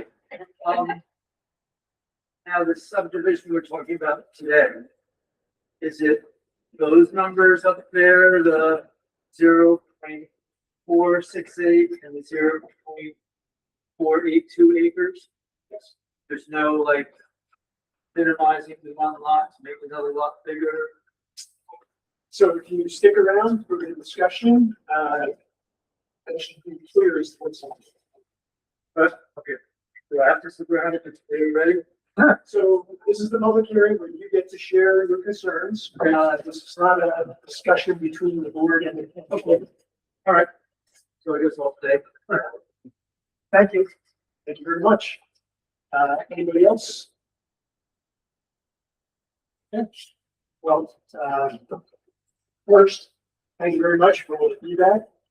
The board always appreciates it. Gives us sort of that on the ground feel for what's actually happening day to day. And we appreciate that as well. So with that, the chair makes a motion to close the public hearing on final plat approval for application 2608 Ken Chinko. Do I have a second? Second. Ready? All those in favor say aye. Aye. The motion passes unanimously. The public hearing is now closed. So the first thing I'd like to do for the board discussion is invite the building inspector to stand up for a moment. Since I know that you actually did site inspection of the site disturbance that occurred. So we're actually been, and just by way of background, so the community was concerned. They called various officers in town hall and the building department responded. So Ray saw me. this is Ray Spencer, who's the building inspector. He's the stormwater management officer and the enforcement officer. So Ray saw me, I went out there to check out what was wrong with that. And he had his machine out there, but it was mostly rubbish. I mean, no trees of stature to be removed. And I guess guess over the weekend, you went to work. And I was not aware of that, so unfortunately, sorry about that. But, yeah, according to my findings, the day we spoke, he was just brushed and we removed it. Okay, thank you. Okay, so, the first thing I'll tell you, so I did a site inspection before any disturbance. Because there was some confusion as to when the site visit was going to occur. That wasn't going to happen, but I was in the area anyway, so I went there, just pictures from the road. So did that. And then first we rescheduled and I had the applicant at the state and got a full picture of the site now with all the undergrowth taken out. And my impression of what had happened is that the trees that were moved were small. I would say 2-inch diameter or less, which it's not an insignificant tree, but it also doesn't classify as a tree in terms of tree removal. That's 6 inches or more. So the reason for it is one of the requirements of final plat approval is that the lot needs to be staked. So that very clearly myself can see exactly what the bounds of the lot are, the buildable area of the lot. So you can assess things like, where would you put the septic? Is there still room for the house? And so forth. So perhaps some of you saw the spray paint that's all over it, the stakes, so forth. That's what that's about. It's in our town code. That is a requirement that the applicant needs to fulfill. So minimum, that area needs to be cleared out just so that somebody from the planning board can go in and actually see what is going on. Right, so that's the rationale behind it in terms of making sure that more wasn't being taken out. That's when the building department got involved. So the hall was responding to your community's needs, I hope. And anything that seems amiss, please just know. So with that, because I did do the site visit, can you bring up the next slide? So this is the plat that has been submitted, not full plat, but at least relevant section, submitted by the applicant. So I think there was a question about a proper survey done. Yes, there's a proper survey behind this with an actual engineer. So we have those plans. Those are on our website. Make sure you have access to them. So that's all good. Just on that note, Ricky, this morning, Vernier and Larios was there and they did the official survey. So the actual official stakes that we had taken for measurements are now in by Vernier and Larios. So it actually expanded the property size and actually the setback area was expanded. We were very conservative. I just wanted you to know that is done by them. You'll see new stakes there. You have maybe pink and blue ribbons on them. Okay, thank you. Next slide. We're talking about setbacks. I had the same concerns, so just one of the things I do for the town is I do a little maps. So I'm a GIS person and so I have access to all the data. So I dropped the lines in for this lot, and each dotted line represents the setback, which I'm sure you remember this, put down in physical form on the lot, to give a sense of where the buildable area is for a residence. The one thing you guys should know is it's corner lot. So there's the code has a specific language about what gets treated as the rear. And that has to do with opposite side of the curb cut is. So, and then it brings up the question of, so where's the curb cut? And this is where, in speaking, working with the superintendent of highway, the highway superintendent, the town code for that is very clear that the minimum required for the center line of any curb cut for a driveway, as you're looking into a curved road, it's 150. So from the dot, that red dot that you see up there, to the curve, as you actually take a tape measure and drop it down all the way to the center of, and it's line of sight. So you're staying on the road, but line of sight into there, depending on how you want to define the center line of the driveway, is anywhere between 149 feet and 156 feet. It's like, And you have no visual the other way. yeah, so that's not the problem. The problem is making sure that traffic coming up the hill on the same side, as well as somebody going out of the driveway, has sufficient turn distance to ensure that there's safe ingress, egress from that line. They're inevitably going to be affected. It's not the time. I was asked where you were referring to on it. Oh, The red dot. So the red dot is, right there. That's the driveway? So that is the only place that a driveway curb cut can be, because anything along here does not give sufficient distance. Safety. Turns out, next slide. In digging up the 1969 subdivision, when all of this got put together, this is what was originally created.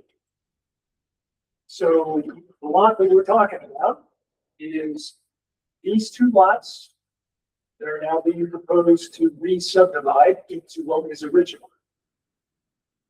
So this was approved by the planning board back in 1969. That was the plan. It's the rolling metal subdivision. So there's not much mystery in terms of what the planning board is looking at. The applicant is not asking for anything different than exactly what was original to the subdivision itself. The same line of logic is what the ZBA used for giving the variance in the first place. The original subdivision was created that way, and it was a lot of regulation, first two properties are now The original. advocate is looking to simply restore back to its original proposed subdivision, approved subdivision of the pension system. So in that, there were notes that I found that actually said that the driveway for this lot needed to be over here. For very much the same reason that I've already explained, that for safety reasons, it just simply cannot be on this side. You end up with line turn this way and this way that are one's under 100 feet, one's 120.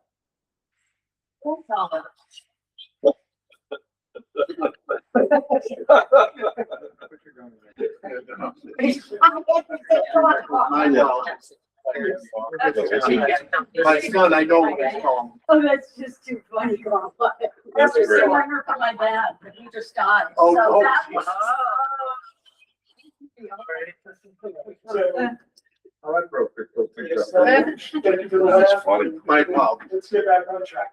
So anyway, the bottom line here is that we're really very constrained in terms of where a curb cut can be.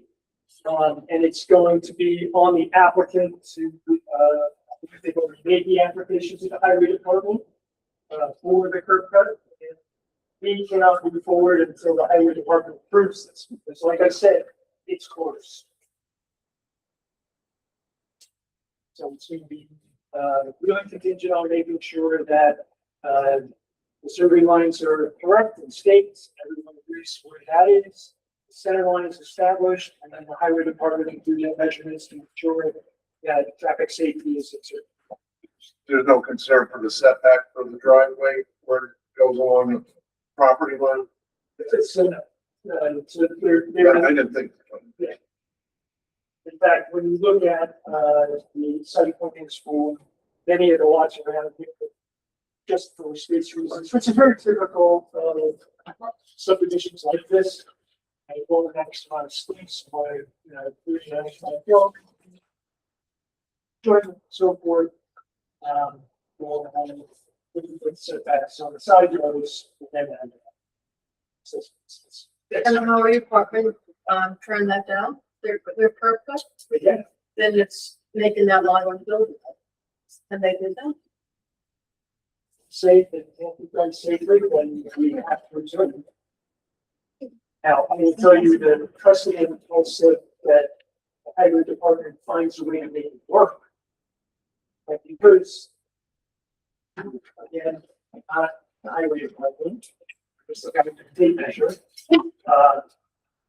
somewhere between 149 feet and 157 feet, depending on your assumptions, says to me that there's going to be conditions placed on the applicant by the highway department, but I don't think that they're going to deny it simply because there's not enough space. But again, this is speculation on my part. This really is in their purview. Yes, they do have the right to say that. Yeah, I'm sure. Okay. All right, so.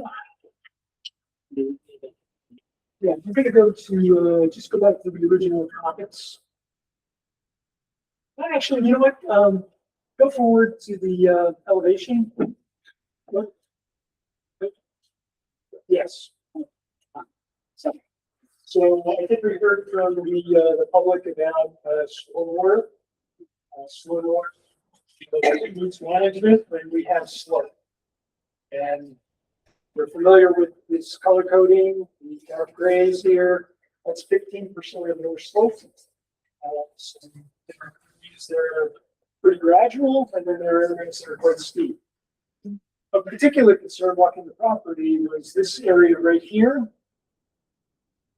Without proper stormwater management, you're gonna end up dumping a whole lot of water very fast into this. Likewise, there's also concern about making sure that impervious surfaces that get created over here are managed correctly. Because again, you're gonna pool water and accelerate. So there's plenty of engineering solutions to that. And what we will be working with the applicants to make sure that those are part of any development. So we have a stormwater management person, officer here, who will also be involved in that process, to ensure that it's very expensive. It's a stormwater officer for the town. So to ensure that water is managed. Right. Question about the map, I'm not understanding.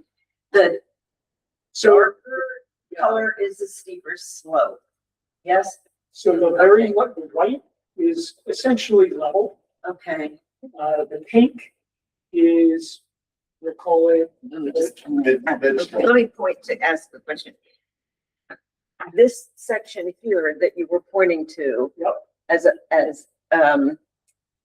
Is not going to be dumping water on this because it's downhill from there. So if water is not managed properly at this area, Yeah, water could be collected, concentrated, and flow directly down here. Because of the slope here, it accelerates that water, and it's fast moving water that's the issue. because Lots I'm of water picturing on the its own slope well is going managed and down so on. toward Jeffrey Lane from here. Not into that lot, into the Well, so street. Jeffrey Lane is also an issue, making sure that, She like a pointer? okay, so Would you like a pointer, man? I'm trying to answer your question, but this is not a discussion about what to do about stormwater management. I just was not understanding. I hope that explains. Yeah, okay. Okay, so for the board, I hope you're getting a sense of the property, the streets that are involved here.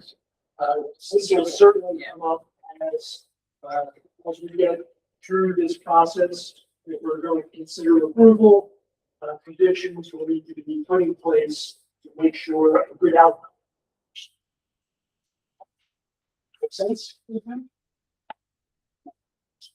I have one item for the clerk, and that's, we made a request to the TDA to amend their,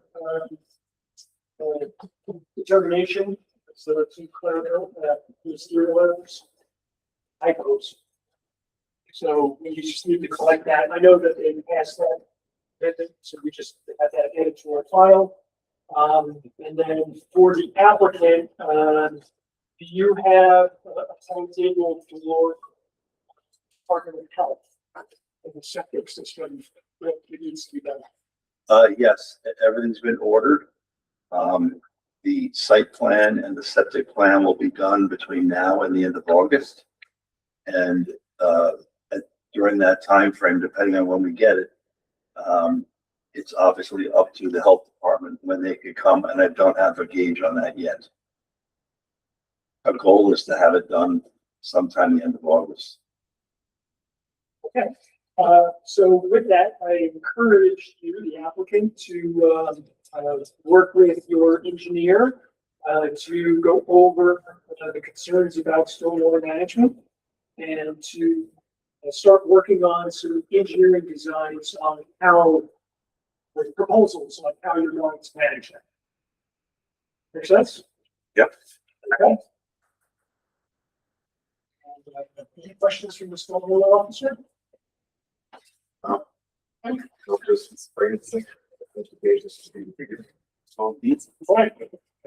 Yes, we're very data driven here, so that's what we're looking for is the engineers to weigh in the solutions. Any questions from the board? All right. So that's all I have. Does the applicant have any questions for the board? Mine would be comments, so I believe they're not appropriate. It's fine. By all means, send it an email or writing. It was just responses to some of the comments, but I understand that this is not the Not purpose the of it. board. No problem. Our job is to make sure we write them all down, and it's part of any determination. We need to address it. I understand my homework. Good. And with that, budget, please, the chair recognizes the budget. Since we're not meeting in August, if in enough time before the September meeting, something comes in, stormwater plan comes in, as the board want to provisionally make a motion to have it reviewed, so that we don't have to wait for a meeting. You understand what I'm saying? Since we have time on this too. So, chair's going to make the recommendation that if it does come in, that first step is going to be to hand it over to the stormwater officer to be there. If there's complexities that require us to engage the town engineer, we will do so. But I will leave the first.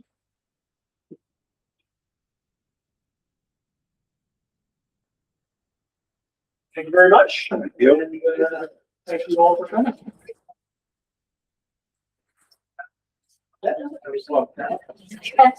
We actually have to explain to go.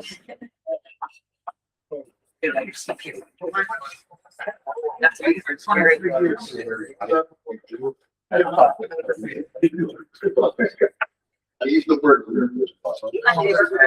Nice to meet you. Yes. Before you. Sorry, Kevin. Yes. You might come back and say, I'll sign that. I admire your holiday. Thank you.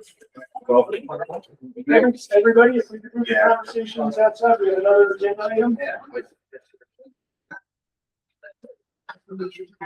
She was always impressed by her. So we are moving on to project 2610.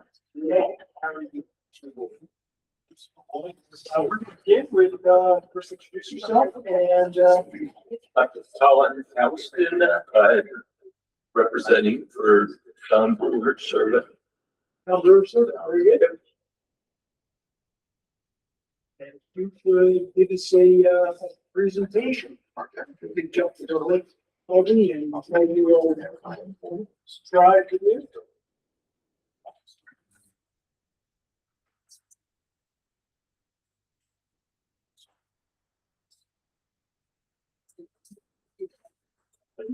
In this pointer, yeah, I use my finger. I'd rather. That's fine. It's there's a lot of complexities here, but the layout portion of this, I think, is pretty simple. We've got 12.635 acres and we're proposing I apologize. three separate I just lots. want to make sure the board has reoriented themselves and you know where this lot is. It's right next to Hannaford's. Right, so where is, so Hannaford's is over here. The gas station is right here. the 375 is right Yep. there. That's Yep. 375. Oh, is this the gas Does station that's everybody under so accept much? the bearings? Great. No, that's my basic. All right, please continue. So again, 12.635 acres. We're proposing three lots, all in the vicinity of 4 acres apiece. You know, that we've been submitted this to the building department and it passed muster in terms of the general layout and the lot sizes. I can tell you that we've got some significant wetlands going through the property. There are some significant questions in terms of where DEC is at with their wetland programs because of some recent court actions. We have hired a wetland specialist to help us navigate that part of it. I don't really want to get too deep into that because I haven't gotten a report back from them. We're aware of the complications and we're gonna see what we can do to deal with it. I did have.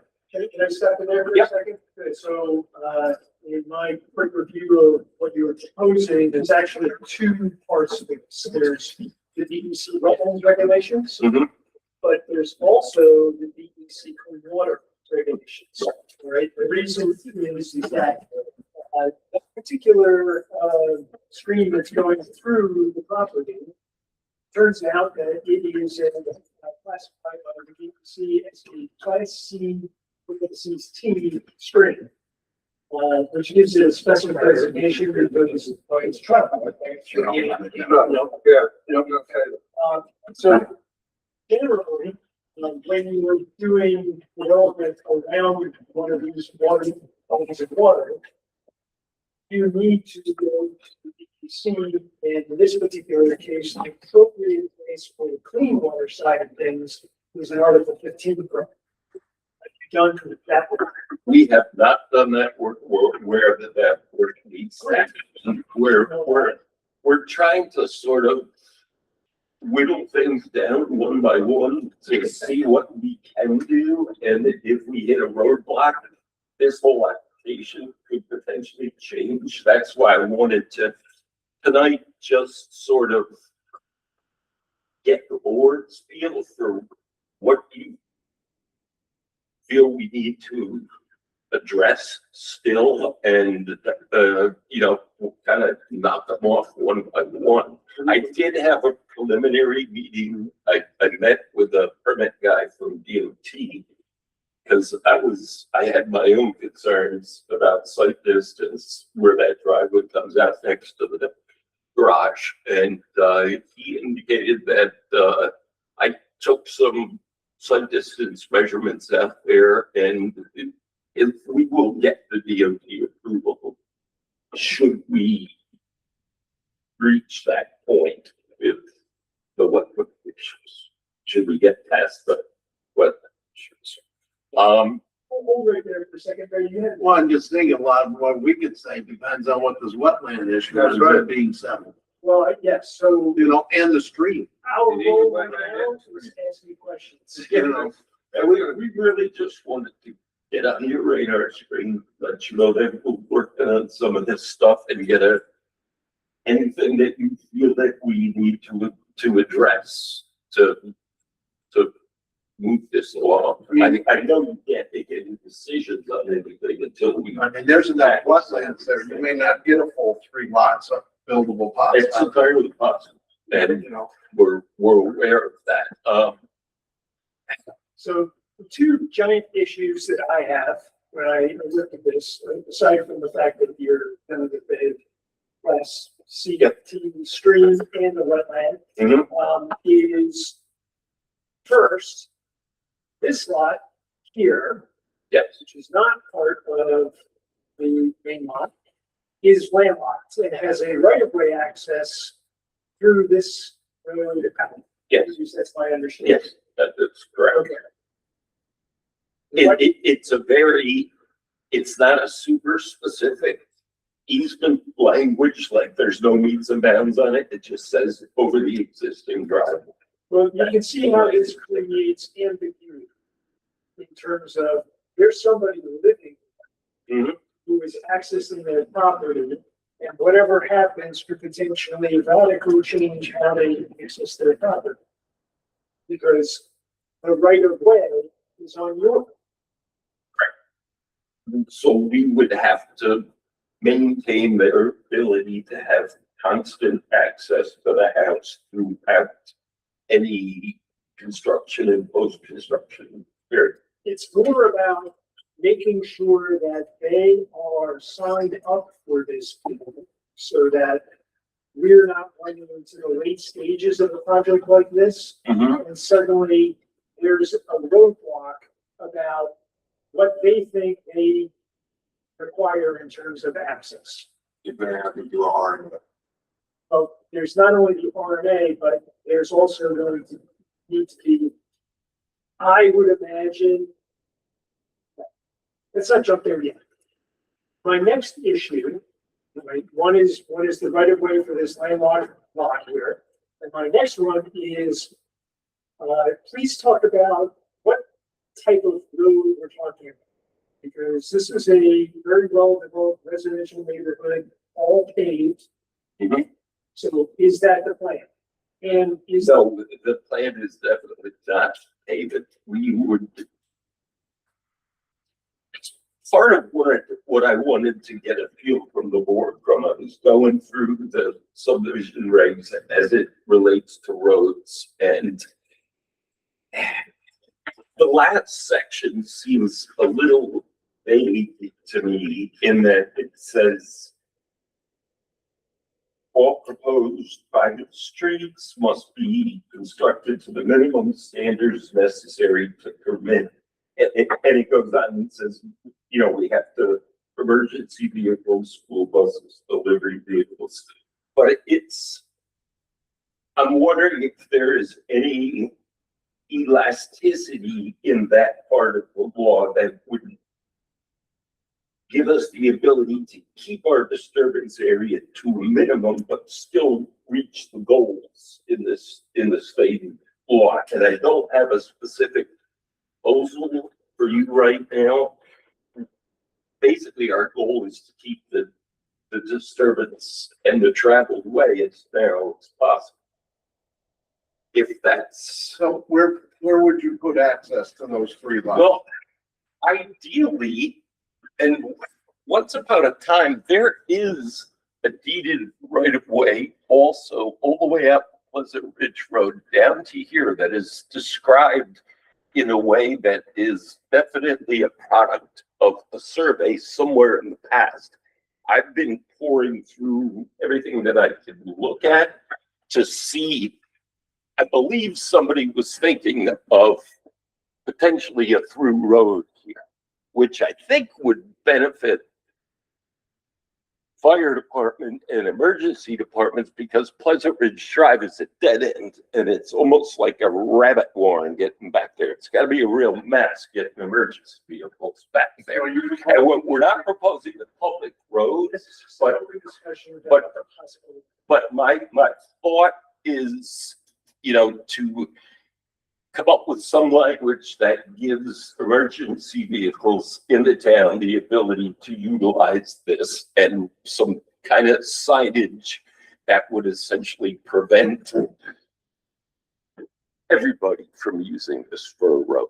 But I think it would be advantageous to the town if they could get emergency vehicles. Yeah, I'm inclined to concur with you. However, the requirements of a through road in a neighborhood that is paved with that to create a gravel road and or private road. In other words, this project seems more like something that should do a proper town road that gets dedicated to the town. And then you develop lots off of that road. Could you explain the different zoning rules? You have a B1 and an R1. Could you show me where they are? Sweetest out over there. Yeah. Right? That's the over here, that's the B1. And you see that almost all of it is in the washout area of the wetland. So there's very little space that could possibly be developed in the wetland itself. But, that doesn't mean that even if it is B1, it'll add to the acreage of the rest of the lots. And it all depends if you use that for floodplain. Well, I was probably already made this leap already, that if you go ahead and create the through road, you pave that, create an impervious surface right next to a stream. Yes. That has regulations, and now you're going to immediately jump into Article 15, getting approvals and so forth. The one thing I would actually recommend you do, since the Article 15 permit is free, apply for it. See what they say. And they're actually pretty good at giving you recommendations about how to work it around. And that will give us a lot of visibility into what's possible.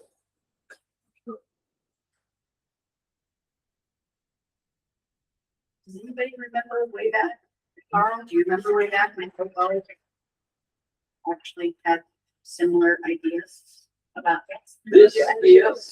This is the third time that I have heard different clients each time that we've gotten to about this point. Although I was never party to an actual submission. I looked through it, and when we started laying out all the many hoops that would have to be jumped through, people just failed. With that, get to this point, but we got a client who wants to see it through, see what we manage. So that's where we're at. Well, so if you could start with that and get back to the board. Yeah, and I should have some, and I know you're not meeting next month, so that gives us some decent amount of time.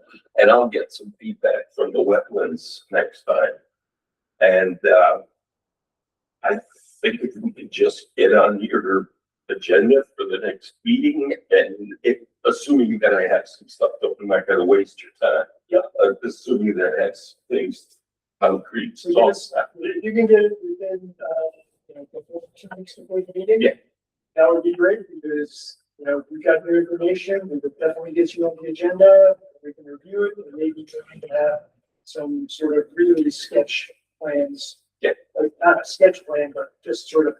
Yeah, I want to have a conversation with the fire chief, get his pulse in terms of have beneficial events, that would be, and, you know, ultimately we get the letter. 2 weeks before September meeting. It's a.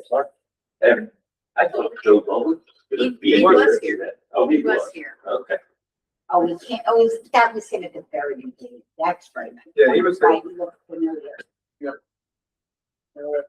So appreciate the time, consulting, and we look forward to more information. Yeah. Thank you. You know,